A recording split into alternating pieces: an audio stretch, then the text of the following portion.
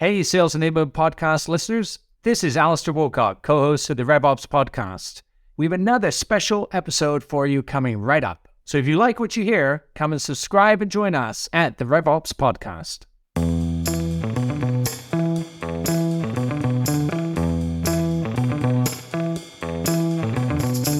Welcome back, everybody, to this week's RevOps podcast. I'm Alastair Woolcock, CSRO here at Revenue.io. I am delighted to have back on this podcast Jeff Bajorek. Jeff is a known speaker, professional for all of his advice in sales, B2B sales teams. He's been an author. He is a pioneer in Rethink the Way You Sell. Jeff, it's a delight to have you back. How are you doing today? Glad to be back. The last conversation that we had just recently was I've been thinking about it ever since, and I loved the questions you asked and the way you kind of brought some things up that some other people hadn't recognized and brought some other things up with some different points of view. And I rarely, if ever, turn down a podcast interview because it's just such a great space to have these free-thinking, free-flowing idea exchanges. And I do my best work when I sit in front of this microphone. So I'm happy to be back, and hopefully we can catch a little more magic here today. I agree. Let's bring out the Yoda inside you from on your back shelf that I see there. Going all that with me. Hey, listen. So Jeff, one of the things we're the start of the new year here. It's a tough world in sales right now for people, right? We're in an economic downturn environment for it. The latest CSO polls I've seen out of Gartner and other places where I previously worked before and so forth. We're hearing from heads of sales that, nearly 3/4, around 72% of them are, very focused on pipeline creation for obvious reasons, right? You want to create a little bit more in times of economic stress to hedge a little. They are doing the traditional aspects. I think it's around another 65%, really leaning in on, okay, how do I develop and nurture what we call global accounts? For some companies, that's going to be their key accounts, which makes sense because you want to nurture the base and sell to people that know you a little bit more. And then, you have another big chunk, around 58% going, how do I change the experience of selling? And they want to do all of that without creating a brand new go-to-market strategy and without just investing in technology for the sake of technology. Right. Now, a lot of those are tried, tested tactics, and it would make sense they would show up in the polling data that way. But, the world is getting tougher to compete in. Everybody knows the right playbooks these days. You only need to Google how to sell in an economic downturn. You'll get great playbooks from BCG, Bain, us, all kinds of places, right? Sure. So what are you hearing that's a little bit different? What are you hearing that is going, hey, this is actually going to make a difference on how somebody differentiates in selling in an economic downturn? Well, I mean, there's a lot of ways. There are a lot of ways to go with this answer, with this discussion. I think what you need to be during these times is sharper. And I don't mean that you need to be better practiced. I mean sharper from an understanding of your product market fit. And to me, that comes down to alignment. Are you aligned with what you're selling, who you're selling it to, then the how, and then your why? And those four components are crucial for you to have enough belief, which is your sales superpower. We talked about that last time, in order for you to go do your very best work.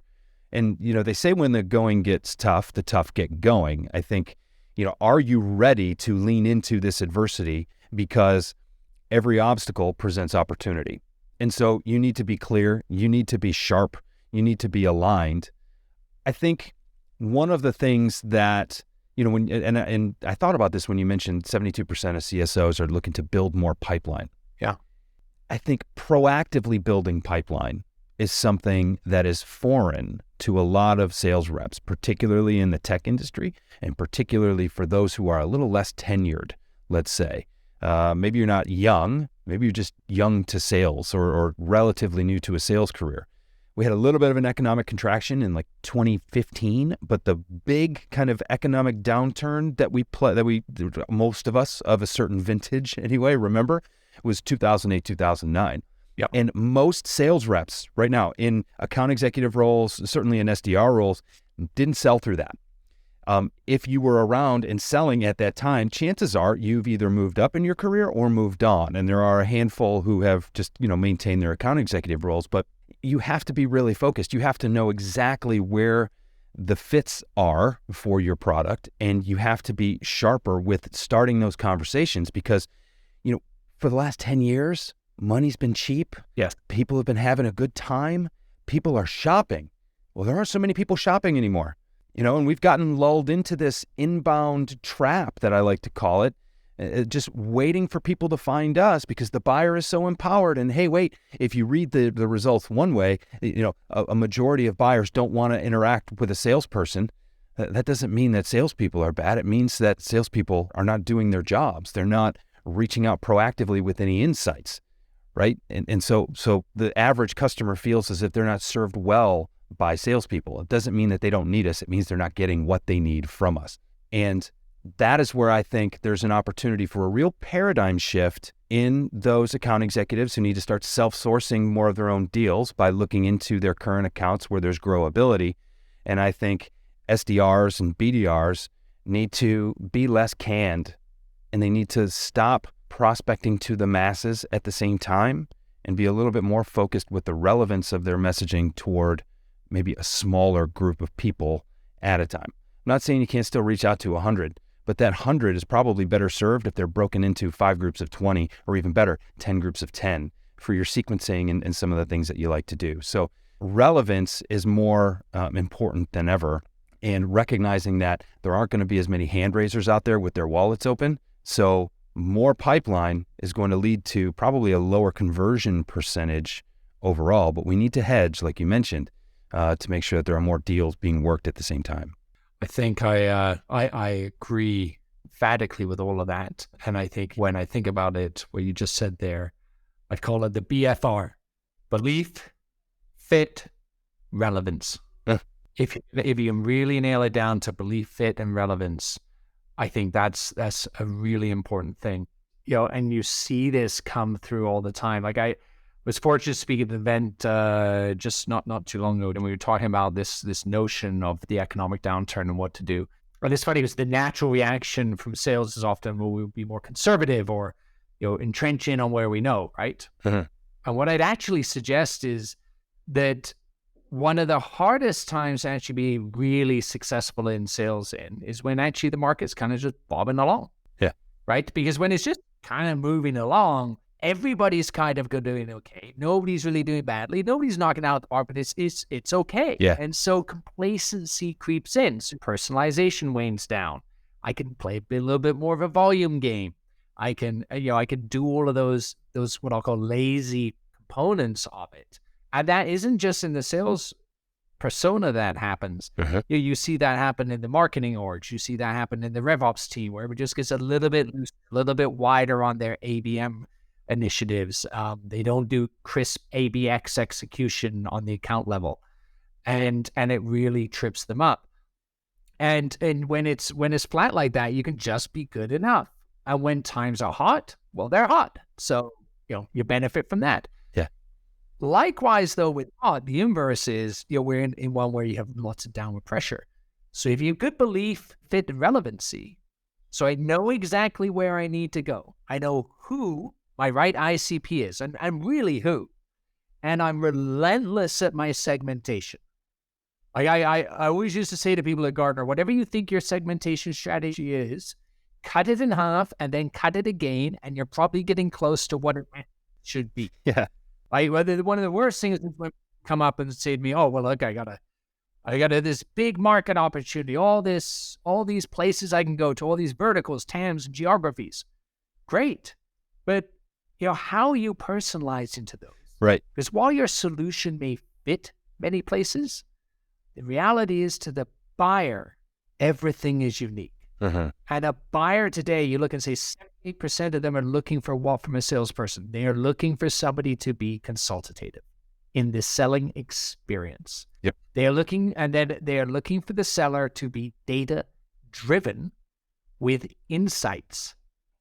And an insight isn't, well, I have experience on working with XYZ companies.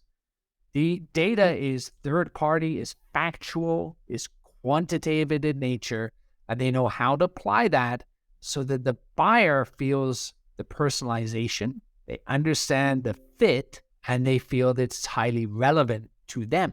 Right. And I just don't think that a lot of people are prepared to take that extra step in sales, especially if they're servicing too many customers. When they're serving too many customers, they feel like they have a lot of stories, but those stories aren't necessarily as relevant or beneficial. So, to the point you just mentioned, well, I've worked with a lot of companies.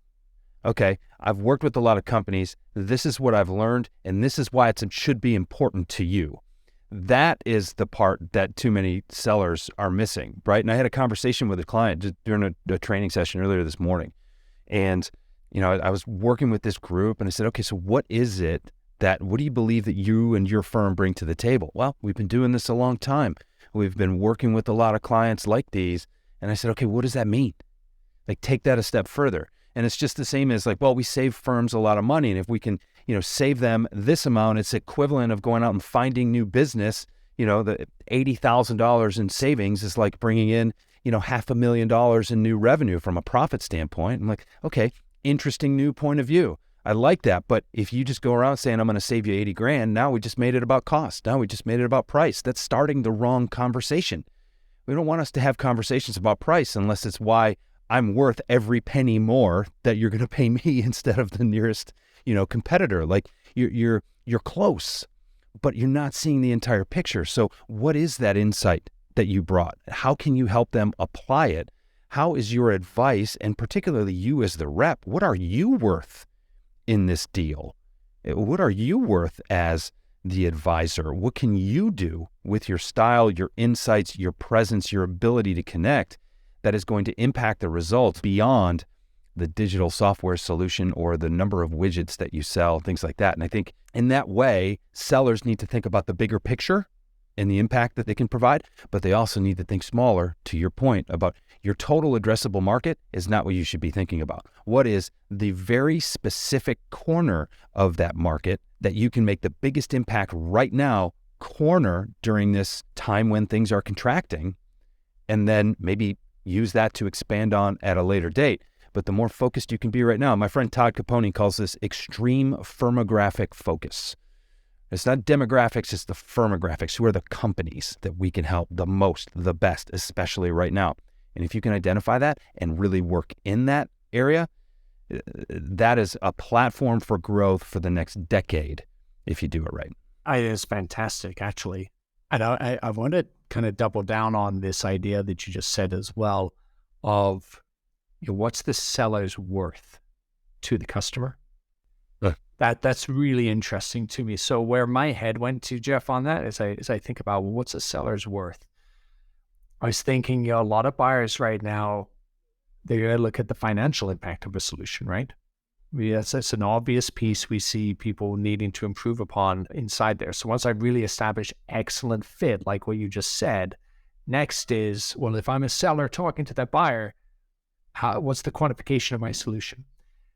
I guess one of those easy tests for me is I go, well, most salespeople are pretty adept at using TCO calculators, total cost of ownership, or ROI. Right. Most companies will provide them, and they're on websites. They're all over the places, right? Here's what my solution is going to do. Sure.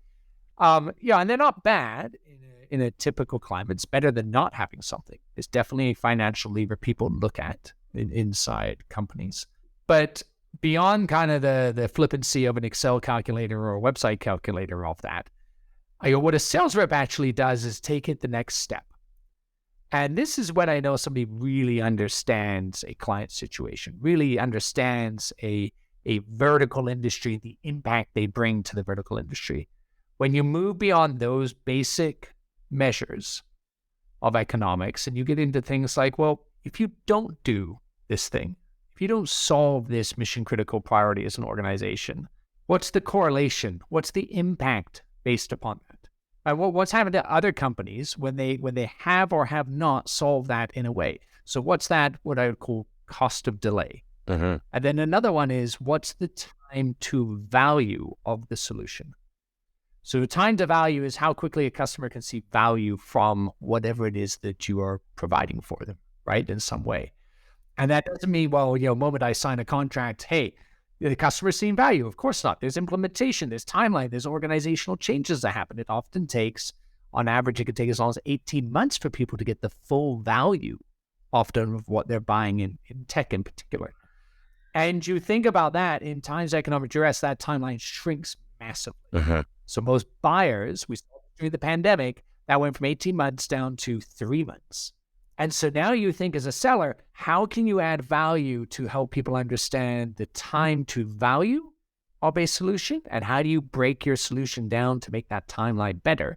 And two, what's the cost of delay? What's the cost of not solving this problem now? And I think, Jeff, the only way you can do that is through your suggestion, being narrow, really focus, hyper-personalization, understand that industry, and be tenacious of inspecting your reps to go, do they know how to have that conversation? Do they know how to do that? And that's a belief they need inside themselves to have the confidence to have a financial discussion that is meaningful to the client, not just the flippancy of ROI and TCO. Anybody can sell on math. That's not the discussion here, right? Like, so, the metrics that you measured are very, very important. And you're right, a lot of reps aren't taking it that far. And that's beyond elementary. It's not something so simple, but it's a concept that I think if reps are coached to, they can grasp this. Yeah. The bigger concept I like to think about is, what's the non-monetary ROI? What's your peace of mind worth?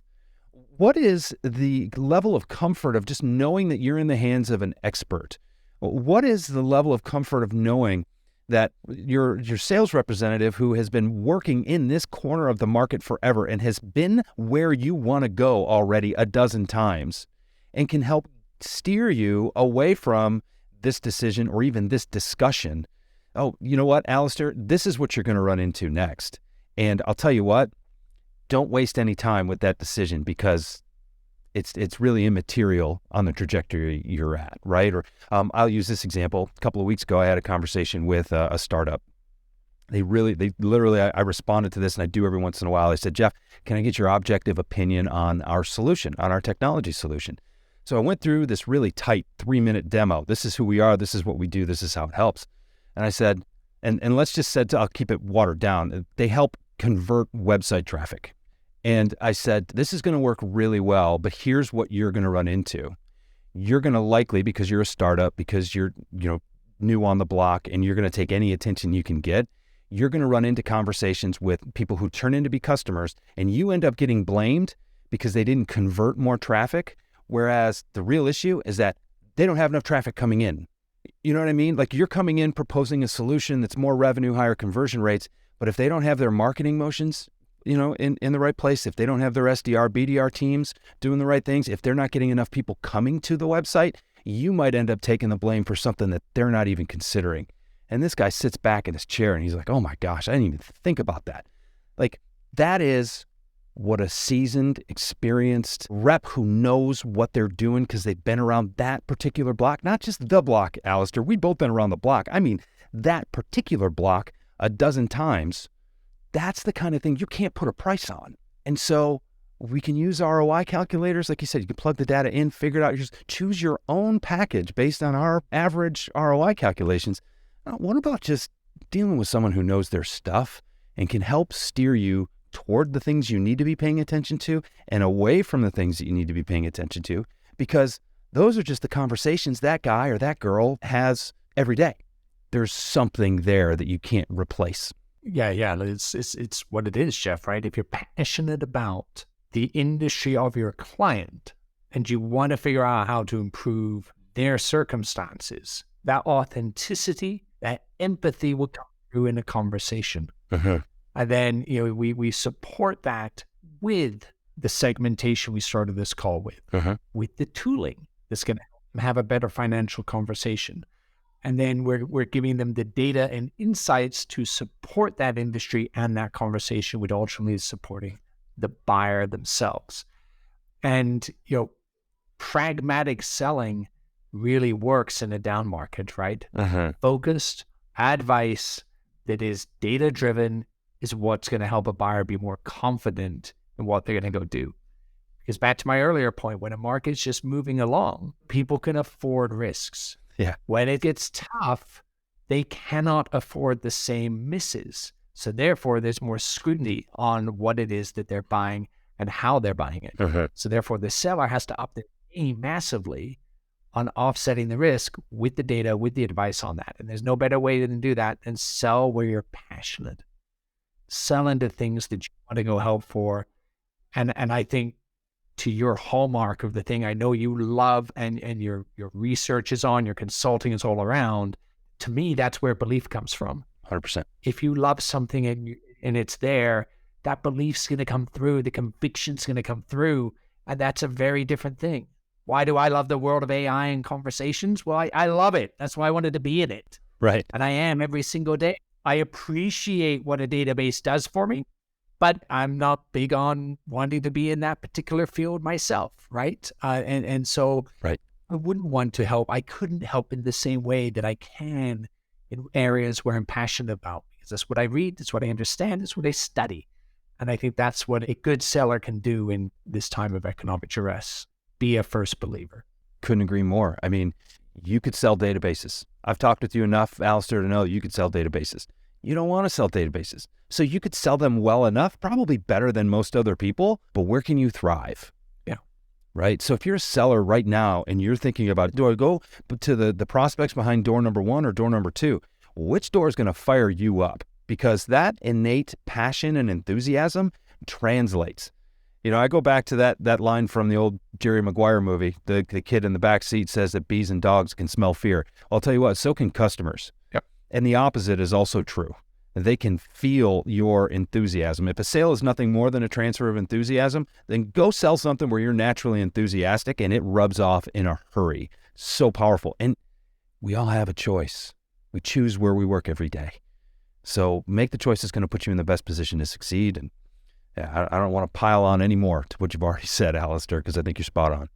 I think we have nailed a big piece for here today. And look, for our audience leaning in, as you start on this new year, I'm going to use Jeff's sage advice here and what he has written on all around. Rethink the way you sell. Understand belief is a superpower.